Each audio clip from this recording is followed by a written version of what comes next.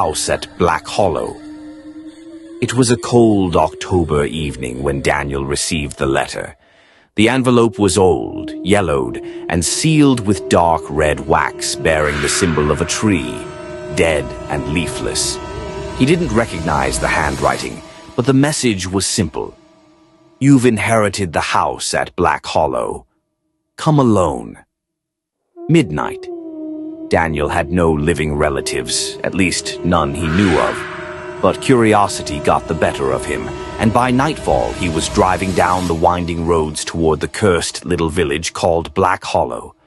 The locals warned him not to go, whispering about shadows that moved without light and screams in the woods after dark.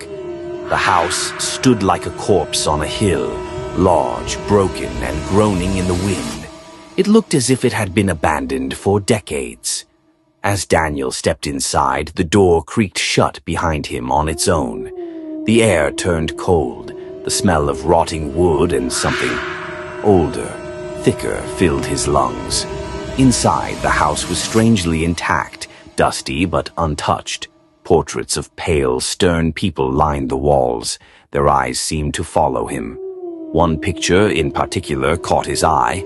It was a boy who looked just like him, dressed in old-fashioned clothes, standing beside a man whose face had been scratched out violently.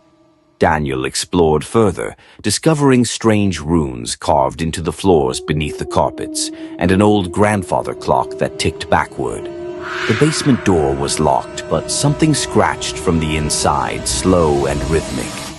Tap, tap, tap.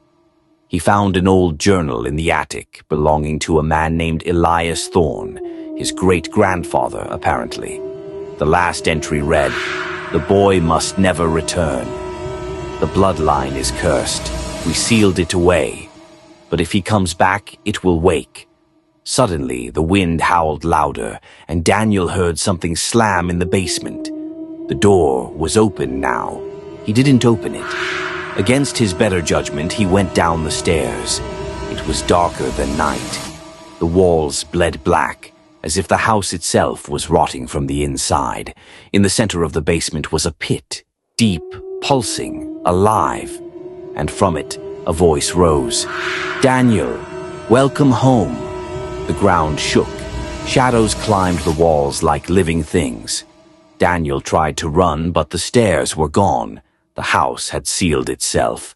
He screamed, but the voice laughed, soft, cold, and familiar.